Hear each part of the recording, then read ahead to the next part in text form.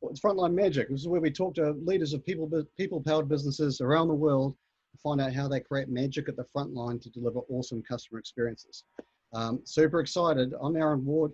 Here we're talking with Nick Sinclair, who's the founder and chief marketing officer of the Outsourced Accountant. How are you, Nick? Good. Thanks for having me on this. I've been watching it and excited to be part of it. Yeah, well, I'm very excited about. I'm really looking forward to this story with you, because there's a small secret that I don't like to let out too often, which is I actually started life in finance myself. So I'm a recovering accountant.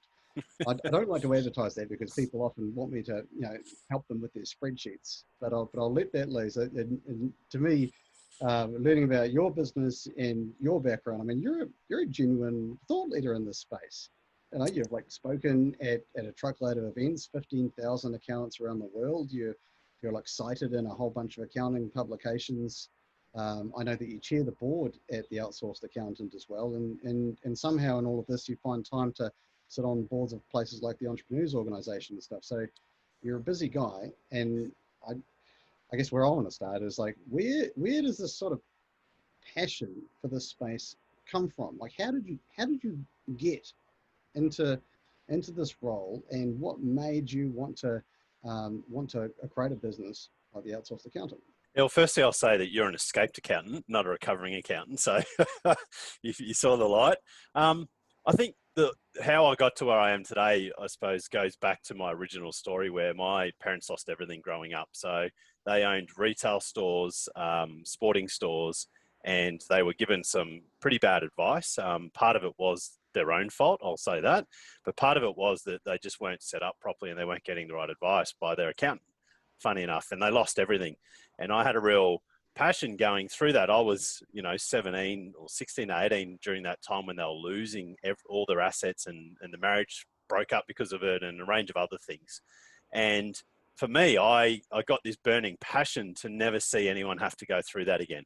And I got this desire to really help small businesses to get the right advice. And I then went into the financial planning part, where I was helping people, I suppose, really prepare for the future. And then it led me into buying an accounting practice and then evolving into what I am today, where we help accounting firms to help their small business communities.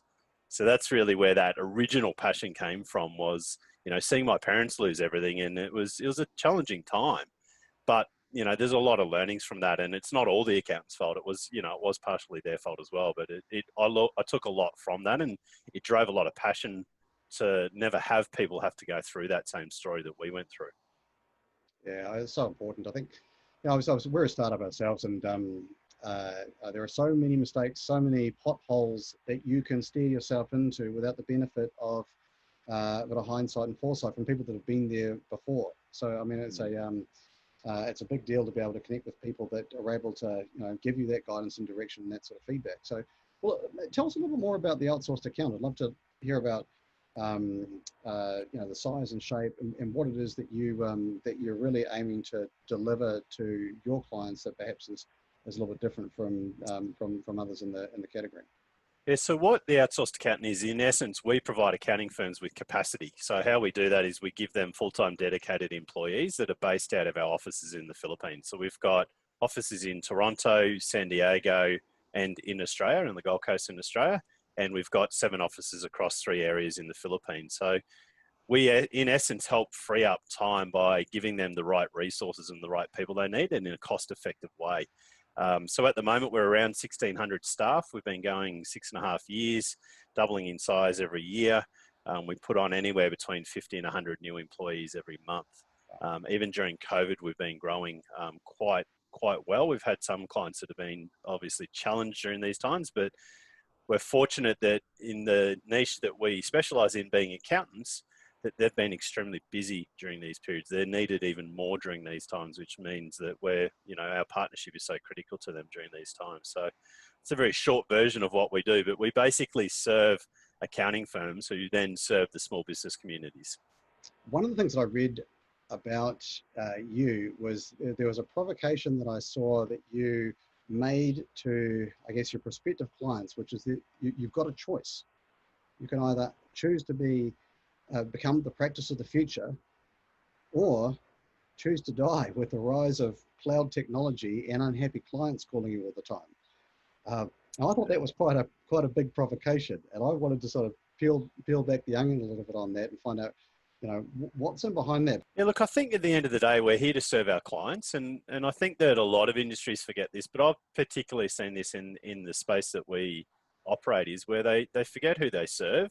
And, cloud technology has been a big driver of that, where, it's made it easy to work anywhere at any time and work remote. And a lot of the accountants have started to build what I call lifestyle businesses that are more serving their own needs as opposed to their clients. And the other side of it is there's still a lot of accountants that think like the traditional accounting firm from 20, 30 years ago, where, my clients come from the people that are around the area where I live, and we do things very manual, and we do things the way that we want to do it for us because it suits us. And it's the way we've done it for 30 years to my way is that, and you've seen a lot of, Xero's been a wonderful product. I know you're from New Zealand. So, I mean, it's one of the wonderful things that's come out in New Zealand from a tech point of view. And it's completely changed the way that the industry is able to operate and be able to serve its clients. And I think the efficiencies and benefits that has brought has meant it's so much easier now to just go and set up an accounting firm. All you need is a laptop and internet connection. Obviously, you need to be qualified and registered. But besides that, you can now set up and not even need an office. So the cost to set up, or the barrier to entry is so minimal now. So the reality is that it's a lot easier to serve our clients. And if you're not serving your clients, they're going to leave you. In the past, and this is one of the biggest challenges, in the past, no matter how bad you were, you would never really lose a client because it was too hard for them to take all of their records, which is boxes and boxes normally, take all of that history of information that you know about them to another accountant and have to restart and re-go through it. So while that's, bad service shouldn't be a reason for them not to leave, it was just too hard. But now cloud technology, all you need to do is transfer your file. Everything's online, everything's virtual. To change accountants now is so easy. So that's part of where we're saying you need to evolve or die, because if you're still stuck in the old way, it's easy for one of your team to just lift up and then set up and then suddenly be serving your clients in a more effective way that the client actually prefers, because you're over servicing them compared to how they used to, and you're probably going to be charging less. So evolve or die is just a massive provocation, and I can see the reality in behind it. So then I guess that evolution, which I guess is part of your brand promise to your customers, how does that manifest itself in terms of a better experience that they can rely upon that's actually going to help them become that practice of the future? Well, I think the big thing that we do for our clients is we give them the capacity to be able to serve their clients. And that's one of the biggest challenges with accounting firms, is they really lack capacity.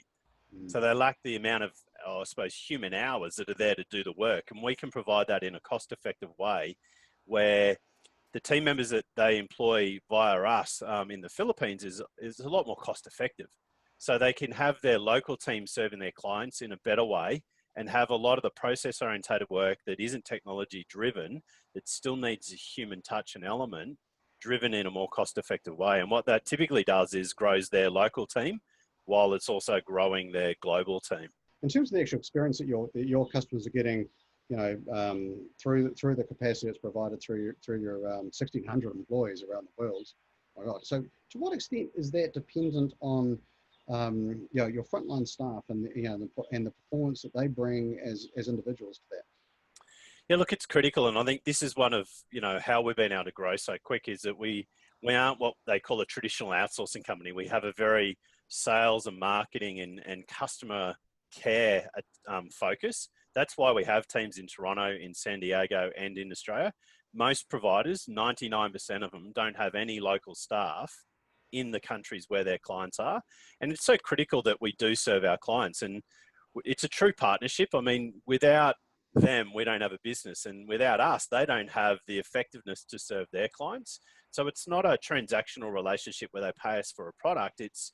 We are in a true partnership. So our frontline staff are critical, because if they're not helping our clients to grow and to manage people, and you've got to remember as well, accountants are great.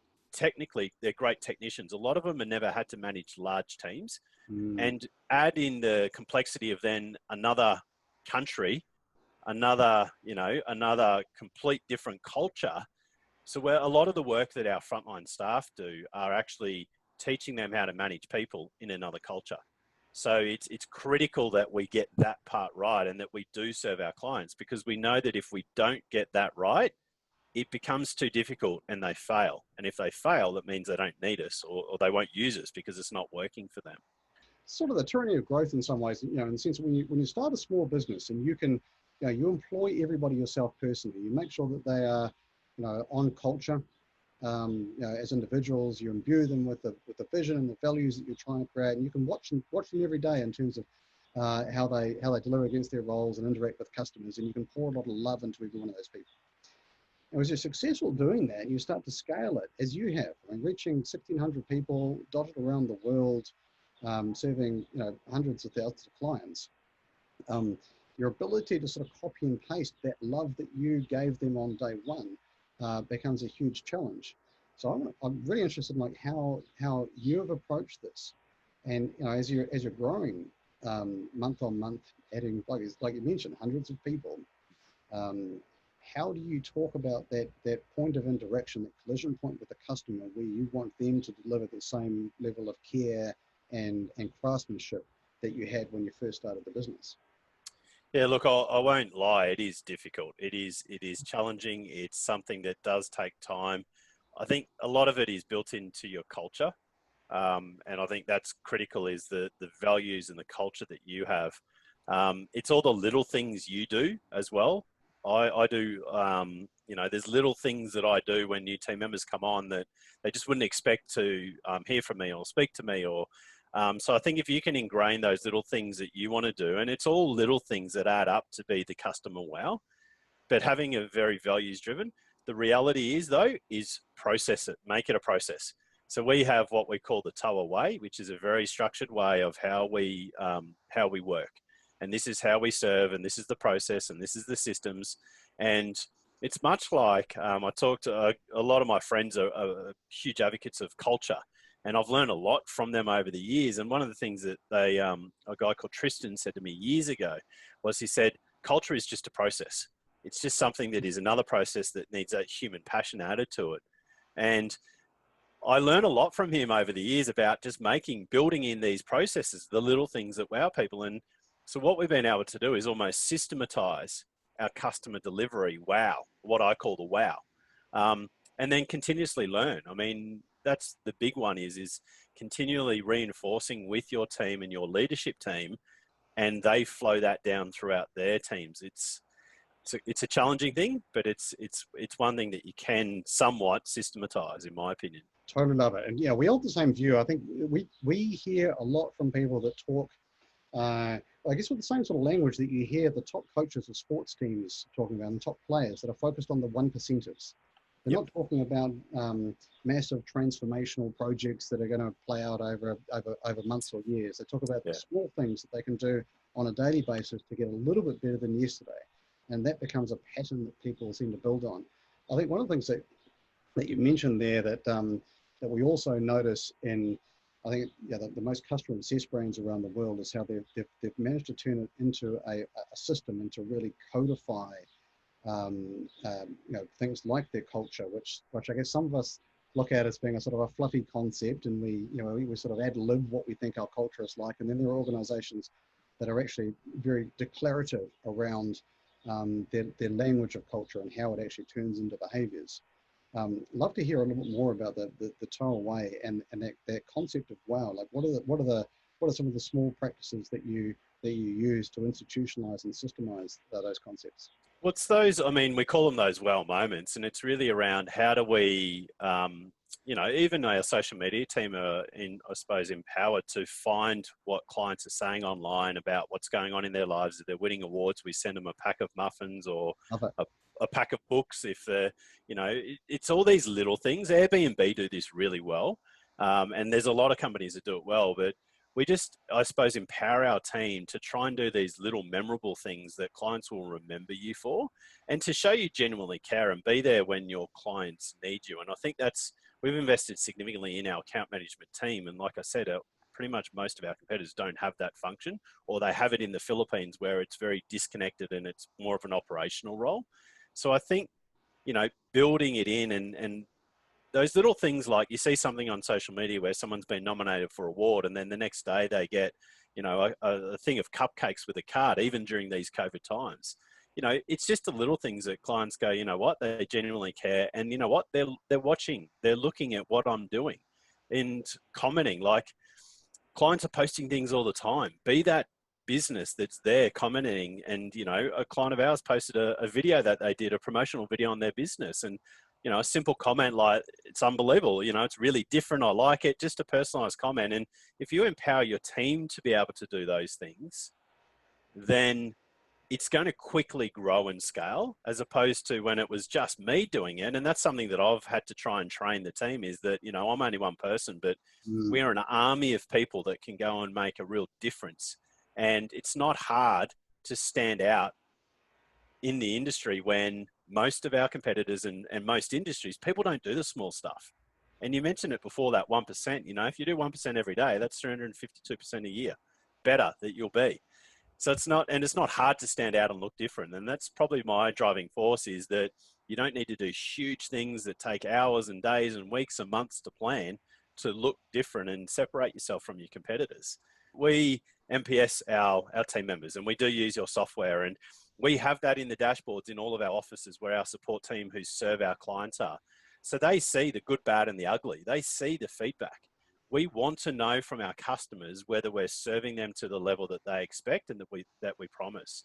And I think ingraining that culture where you actually have that visibility and you regularly ask your clients is so critical. A lot of business owners and a lot of people that I know that are in business would rather be ignorant and not know and not ask. So then because they don't know, they're not changing anything. So I want to know the feedback. And I also want to know, I always say to the team, is it's the ones that are not answering that we actually need to be worried about. Because people that are angry with us and people that are happy with us are great. But what about the ones that we don't know? How do we serve them better? So a lot of that, we use the technology, and it's on dashboards, it's in front of people. So when you've got, I suppose, that presence of that is one of your main dashboards, guess what happens to your culture?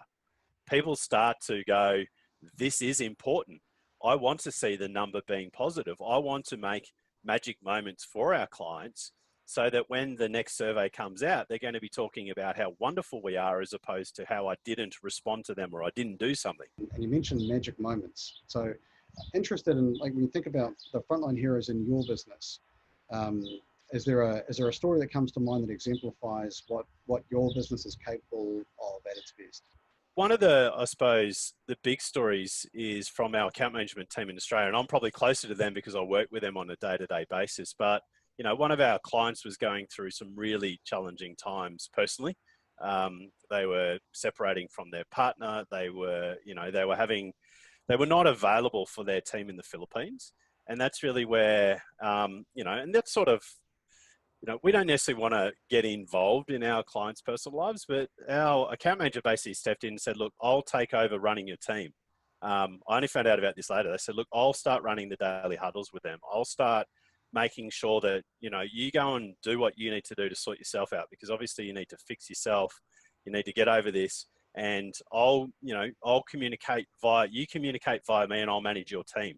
So he was almost inserting himself as a team member of hers, while managing a portfolio of clients as well. And the little thing like that is it allowed her to just go and have a few days break, and know that her business was still being run and her clients were still being served, because our team member was facilitating that process between her and them.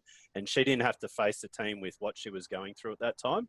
So that's probably a little bit of a different example, but there's many moments like that where our team really step in and go, you know what, we'll just take this on for you. It's not part of our role, but we'll do it because you need us to be able to do this in this point in time. I think it's just the whole idea of overcommitting for a customer to do the right thing, to go above and beyond and outside of your mandate because it's the right thing to do as sort of human beings is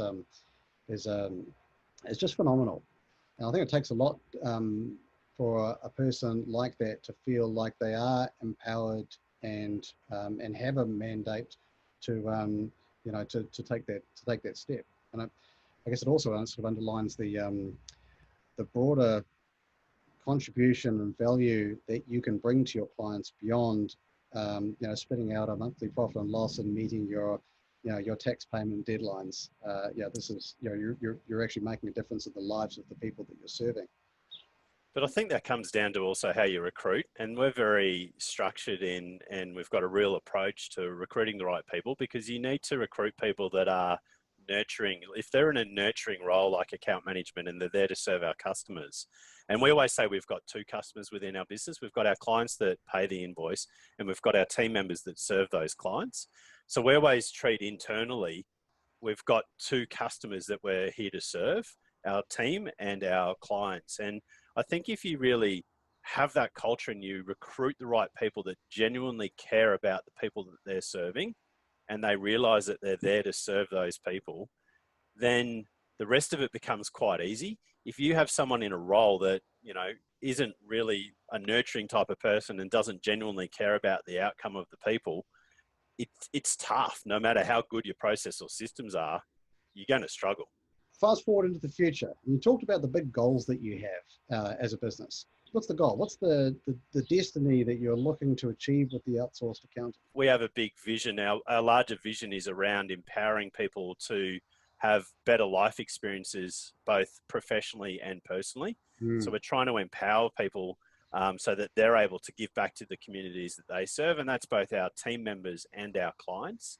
So that's really, I've always wanted to have a bigger impact in the communities that we operate. And we're fortunate to run across obviously multiple countries and, empower them to be able to, have a better life, but also give back to the communities in a bigger way. So, it's probably not the direct answer that, we want to get to this stage and this, but, it's continue to serve the people and continue to have them have better experiences in life because of that. You've made it to this stage. If you look back on yourself through these stages, if you were addressing your younger self, what would be a piece of advice that you would give to the younger you? Look, I made many mistakes along the way. Many. I've got a list of them. The first one would probably be slow down to speed up. I've always been I get bored easily. I've always been very growth focused. Our lack of infrastructure or process and systems in the early days made it more challenging for us. And we only got where we did initially because of sheer brute force, that we had, a great team that were just so excited about where we were going and put in the hours and did the work to get us there. So I think that, it would be slow down to speed up. And to be honest, I should have embedded our culture and our values into the business right from the start. I always thought that was big, fluffy corporate stuff. And I was never a believer of, we didn't serve our clients for feedback. We didn't have real values internally. So I would have implemented all of that a lot earlier in the journey than I did. All right. Well, hey, Nick, this has been phenomenal. I've got one more question for you. So as you think about the future and how you're going to, drive forward into this goal, where do you go for inspiration? And who's your brain crush?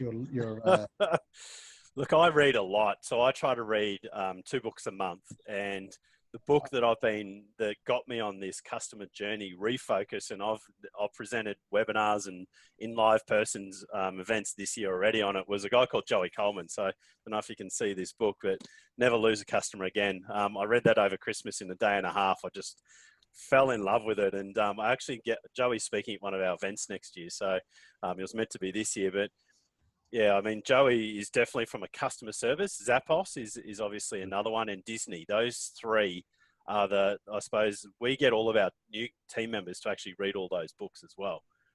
So for me, that's where learning from how others do it and how they've done it well. You don't need to recreate things when others have led the path before you. So you've got to always be continuously learning. But Joey Coleman for me at the moment is the man.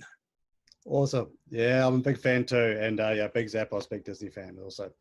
Well, Nick, this has been phenomenal. Thank you for coming on Frontline Magic. I wish you continued success going forward. Congratulations on all you've achieved. Thanks so much. Thanks, Aaron. Thanks for having me.